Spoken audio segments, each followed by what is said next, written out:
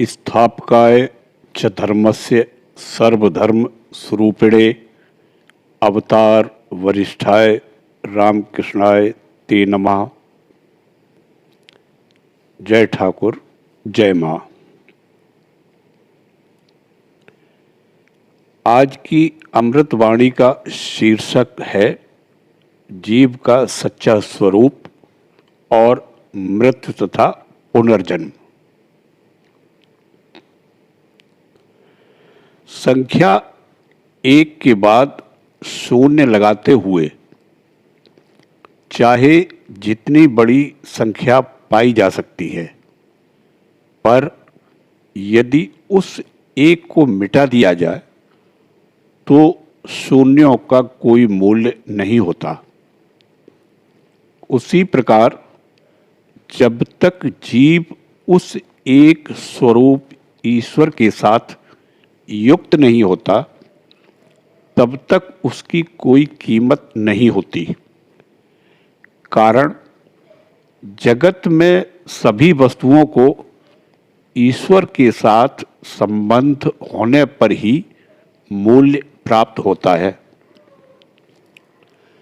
जब तक जीव जगत के पीछे अवस्थित उस मूल्य प्रदान करने वाले ईश्वर के साथ संयुक्त रहकर उसी के लिए कार्य करता है, तब तक उसे अधिकाधिक श्रेय प्राप्त होता रहता है। लेकिन इसके विपरीत जब वह ईश्वर की उपेक्षा करते हुए अपने स्वयं के गौरव के लिए बड़े बड़े कार्य सिद्ध करने में भिड़ जाता है, तब उसे कोई लाभ नहीं होता। जिस प्रकार तेल न हो तो दीप नहीं जल सकता, उसी प्रकार ईश्वर न हो तो मनुष्य जी नहीं सकता। ईश्वर और जीव का बहुत ही निकट का संबंध है, जैसे लोहे और चुंबक का। किंतु ईश्वर जीव को आकर्षित क्यों नहीं करते? जैसे लोहे पर बहुत अधिक कीचड़ लिपटा हो तो वह चुंबक के द्वारा आकर्षित नहीं होता, वैसे ही जीव माया रूपी कीचड़ में अत्यधिक लिपटा हो तो उस पर ईश्वर के आकर्षण का असर नहीं होता। जिस प्रकार कीचड़ को जल से धो डालने पर लोहा चुंबक की ओर खींचने लगता है, उसी प्रकार जब जीव अविरत प्रार्थना और पश्चाताप के आंसुओं से इस संसार बंधन में डालने वाली माया के पंख को धो डालता है, तब वह तेजी से ईश्वर की ओर खींचता जाता है। जीवात्मा और परमात्मा का योग किस प्रकार का होता है? यह वैसा ही है जैसे घड़ी का छोटा कांटा और बड़ा कांटा दोनों घंटे में एक बार मिलकर एक हो जाते हैं। जीवात्मा और परमात्मा दोनों परस्पर संबद्ध तथा अन्योन्य आश्रित हैं। यद्यपि साधारणतया दोनों वियुक्त प्रतीत होते हैं, तथापि अनुकूल अवस्था के प्राप्त होते ही वे युक्त होकर एक हो जाते हैं। मायापाश में बद्ध आत्मा जीव है, पाश मुक्त आत्मा ही शिव है। जीवात्मा और परमात्मा का संबंध किस प्रकार का है? जिस प्रकार जल प्रवाह में एक पटिया अड़ा देने से जल के 2 भाग हो जाते हैं, उसी प्रकार एक अखंड परमात्मा माया की उपाधि के कारण जीवात्मा और परमात्मा के रूप में विभक्त हुआ सा प्रतीत होता है। पानी और बुलबुला वस्तुतः एक ही हैं। बुलबुला पानी में ही उत्पन्न होता है, पानी में ही रहता है और अंत में पानी में ही समा जाता है। उसी प्रकार जीवात्मा और परमात्मा वस्तुतः एक ही हैं। उनमें अंतर केवल उपाधि के तारतम्य का है। एक शांत सीमित है तो दूसरा अनंत असीम। एक आश्रित है तो दूसरा स्वतंत्र। जीव के अस्तित्व की कल्पना वैसी ही है जैसे कोई गंगा का कुछ भाग घेर ले और कहे यह हमारी निजी गंगा है। पारे के सरोवर में यदि एक शीशे का टुकड़ा छोड़ दिया जाए तो वह भी पारा बन जाता है। उसी प्रकार ब्रह्म सागर में मग्न होकर जीव अपने सीमित अस्तित्व को खोकर ब्रह्म रूप हो जाता है। ईश्वर अनंत हैं और जीव शांत। भला शांत जीव अनंत ईश्वर की धारणा कैसे कर सकता है? यह तो मानो नमक की गुड़िया का समुद्र की गहराई नापने का सा प्रयास है। नमक की गुड़िया समुद्र की गहराई की था लेने ज्यों ही पानी में उतरी त्यों ही घुलकर विलीन हो गई। उसी प्रकार जीव भी ईश्वर की था लेने, उसे जानने जाकर अपना पृथक अस्तित्व खो बैठता है तथा ईश्वर के साथ एक रूप हो जाता है। ईश्वर स्वयं ही मनुष्य के रूप में लीला करते हैं। वे बड़े जादूगर हैं। यह जीव जगत रूपी इंद्रजाल उन्हीं के जादू का खेल है। केवल जादूगर ही सत्य है और जादू मिथ्या। मनुष्य की देह मानो एक हांडी है और मन, बुद्धि, इंद्रियां मानो पानी, चावल और आलू। हांडी में पानी, चावल और आलू छोड़कर उसे आग पर रख देने से वे तप्त हो जाते हैं और कोई अगर उन्हें हाथ लगाए तो उसका हाथ जल जाता है। वास्तव में जलाने की शक्ति हांडी, पानी, चावल या आलू में से किसी में नहीं है। वह तो उस आग में है, फिर भी उनसे हाथ जलता है। इसी प्रकार मनुष्य के भीतर विद्यमान रहने वाली ब्रह्म शक्ति के कारण ही मन, बुद्धि, इंद्रियां कार्य करती हैं और जैसे ही इस ब्रह्म शक्ति का अभाव हो जाता है वैसे ही ये मन, बुद्धि, इंद्रियां निष्क्रिय हो जाती हैं।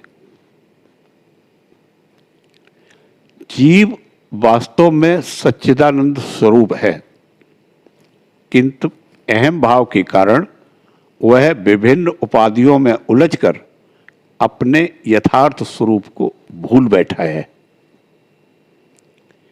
एक एक उपाधि आती है और जीव का स्वभाव बदल जाता है। किसी ने शौकीनों की तरह काली धारीदार धोती पहनी कि देखना उसके मुंह से निधु बाबू के प्रेम गीतों की धुन अपने आप निकल पड़ती है। बूट जूता चढ़ाते ही दुबला पतला आदमी भी फूलकर कुप्पा हो जाता है, मुंह से सीटी बजाने लगता है। सीढ़ियां चढ़नी हो तो सहाबों की तरह उछल उछल कर चढ़ता है। मनुष्य के हाथ में यदि कलम रहे तो उसका गुण ही ऐसा है कि सामने चाहे जैसा भी कागज का टुकड़ा क्यों न पड़ जाए, वह उसी पर कलम घिसने लगता है। जिस प्रकार सांप और केचुली से अलग होता है, उसी प्रकार आत्मा भी देह से अलग होती है। आत्मा निर्लिप्त है। सुख दुख पाप पुण्य आदि देह पर ही परिणाम कारक होते हैं, आत्मा पर उनका कोई परिणाम नहीं होता। जैसे धुआं सिर्फ दीवारों को ही काला करता है, दीवारों के बीच अवस्थित आकाश पर उसका कोई परिणाम नहीं होता। वेदांतवादी कहते हैं कि आत्मा पूर्ण निर्लिप्त है। सुख दुख पाप पुण्य आत्मा पर कोई प्रभाव नहीं डाल सकते, किंतु वे देहाभिमानी व्यक्तियों को क्लेश दे सकते हैं। सत्व रज और तम के तारतम्य से मनुष्य भिन्न भिन्न स्वभाव के होते हैं।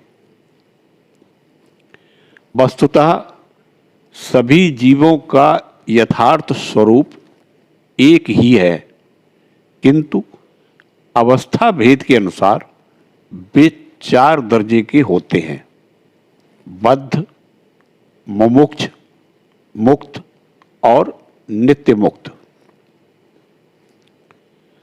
किसी मछुए ने नदी में जाल डाला। जाल में बहुत सी मछलियां फंसी। कुछ मछलियां तो जाल में पड़कर एकदम शांत निश्चेष्ट पड़ी रही। उन्होंने बाहर निकलने की बिल्कुल कोशिश नहीं की। कुछ ने भागने की बहुत कोशिश की, कुछ उछल कूद मचाई, किंतु वे भाग न पाई, और कुछ किसी तरह कूद फांद कर भाग निकली। इसी प्रकार संसार में भी 3 प्रकार के जीव होते हैं। बद्ध जीव, जो कभी मुक्त होने का प्रयत्न ही नहीं करते। मुमुक्ष जीव, जो बंधन में होते हुए भी मुक्त होने का प्रयत्न करते हैं। और मुक्त जीव, जिन्होंने मुक्ति प्राप्त कर ली है। 3 गुड़ियां हैं, एक नमक की, एक कपड़े की और एक पत्थर की। यदि इन तीनों को समुद्र में डुबो दिया जाए तो पहली बिल्कुल घुल जाएगी, उसके आकार का अस्तित्व ही नहीं रहेगा। दूसरी बहुत सा पानी सोख लेगी, किंतु उसका आकार पूरा नष्ट नहीं होगा। और तीसरी पर पानी का कोई असर नहीं होगा। नमक की गुड़िया मानो मुक्त जीव की प्रतीक है, जो अपने अस्तित्व को विराट सर्वव्यापी ब्रह्म के अस्तित्व में लीन कर उसके साथ एक रूप हो जाता है। कपड़े की गुड़िया मानो सच्चे भक्त की प्रतीक है, जो ईश्वरीय आनंद और ज्ञान से पूर्ण रहता है। और पत्थर की गुड़िया मानो बद्ध संसारी जीव की प्रतीक है, जो यथार्थ ज्ञान का एक कण मात्र भी आत्मसात नहीं कर सकता। मनुष्य मानो तकिए के गिलाफ जैसे हैं। ऊपर से देखने में कोई गिलाफ लाल, कोई नीला, तो कोई काला होता है, परंतु सभी के भीतर एक ही रुई है। उसी प्रकार कोई मनुष्य देखने में सुंदर है तो कोई काला, कोई सज्जन है तो कोई दुष्ट, किंतु सबके भीतर एक ही परमात्मा विराजमान है। सभी गुझिया ऊपर से एक ही मैदे की बनी होती है, पर उनके भीतर अलग अलग किस्म की पीठी होती है। किसी के भीतर नारियल की तो किसी में खोए की। पीठी के भेद से गुझियों के प्रकार भिन्न हो जाते हैं। उसी प्रकार सभी मनुष्य एक ही उपादान से निर्मित होते हुए भी अंतःकरण की पवित्रता के तारतम्य से गुण में भिन्न हो जाते हैं। यद्यपि ब्राह्मण के घर जन्म लेने से सभी ब्राह्मण होते हैं, तथापि उनमें कोई बड़े पंडित बनते हैं तो कोई पुजारी होते हैं, कोई रसोई बनाते हैं तो कोई वेश्याओं के दरवाजों पर लौटते रहते हैं। यह ठीक है कि बाघ के भीतर भी परमेश्वर विद्यमान है, पर इस कारण उसके सामने नहीं चले जाना चाहिए। उसी प्रकार यद्यपि अत्यंत दुर्जन व्यक्ति के भीतर भी ईश्वर विराजमान है, तथापि उनकी संगति करना उचित नहीं। यह सत्य है कि सभी जल नारायण स्वरूप हैं, किंतु सभी प्रकार का जल पीने लायक नहीं होता। उसी प्रकार यह सत्य है कि सभी जगह ईश्वर का वास है, फिर भी सभी स्थान जाने योग्य नहीं होते। किसी जल में सिर्फ पैर धोए जा सकते हैं, किसी से मुंह धोया जा सकता है, कोई जल पिया जा सकता है तो कोई स्पर्श तक नहीं किया जा सकता। इसी प्रकार किसी स्थान में ठहरा जा सकता है, कहीं देखने भर के लिए जाया जा सकता है, और किसी किसी स्थान को तो दूर से ही दंडवत करके भाग जाना पड़ता है। जो आदमी बहुत ज्यादा बड़बड़ करता है, जो सब बातें पेट में ही छिपा रखता है, जो कान में तुलसी पत्र लगाकर धार्मिकता का ढोंग रचता है, जो औरत बहुत लंबा घूंघट काढ़ती है और जिस तालाब में काई छा गई हो उसका ठंडा जल, ये सब बहुत हानिकारक होते हैं। इनसे सावधान रहना चाहिए। संसार आसक्त बद्ध जीव मृत्यु समय भी संसार की ही बातें करता है। बाहर माला जपने, गंगा नहाने और तीर्थ यात्रा करने से क्या होगा? भीतर संसार के प्रति आसक्ति हो तो मृत्यु के समय वह अवश्य प्रकट होती है। इसी कारण बद्ध जीव उस समय कितनी ही आलतू फालतू बातें बकता रहता है। तोता वैसे तो राधा कृष्ण रटता है, पर जब बिल्ली पकड़ती है तो अपनी स्वाभाविक बोली में टें टें कर चिल्लाने लगता है। ईश्वर में भक्ति विश्वास नहीं है, इसीलिए तो जीव को इतना कर्म भोगना पड़ता है, जिससे देह त्यागते समय मन में ईश्वर का चिंतन चले। इसके लिए पहले से ही उपाय करना चाहिए। वह उपाय है अभ्यास योग। यदि जीवन भर ईश्वर चिंतन का अभ्यास किया जाए अंत समय में भी मन में ईश्वर का ही विचार आएगा। ठीक मृत्यु के समय मनुष्य जो कुछ सोचता है उसी के अनुसार उसका अगला जन्म होता है। इसीलिए साधना की अत्यंत आवश्यकता है। निरंतर अभ्यास करते हुए जब मन सब तरह की सांसारिक चिंताओं से मुक्त हो जाता है तो उसमें सब समय केवल ईश्वर का ही चिंतन होने लगता है। फिर तो मृत्यु के समय भी वह नहीं छूटता।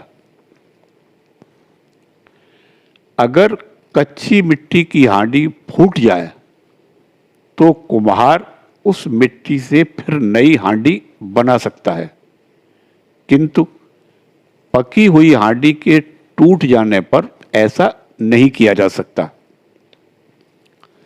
इसी प्रकार अज्ञान अवस्था में मृत्यु होने से मनुष्य को फिर जन्म लेना पड़ता है, किंतु ज्ञानाग्नि में अच्छी तरह पक जाने के बाद यदि मृत्यु हो तो उसका पुनर्जन्म नहीं होता। भुना हुआ धान बोने से अंकुर नहीं निकलता, बिना भुने धान से ही अंकुर आते हैं। इसी प्रकार सिद्ध होकर मरने से मनुष्य को फिर जन्म नहीं लेना पड़ता, परंतु यदि वह असिद्ध अवस्था में मरे तो उसे बार बार जन्म लेना पड़ता है। जय ठाकुर, जय मां।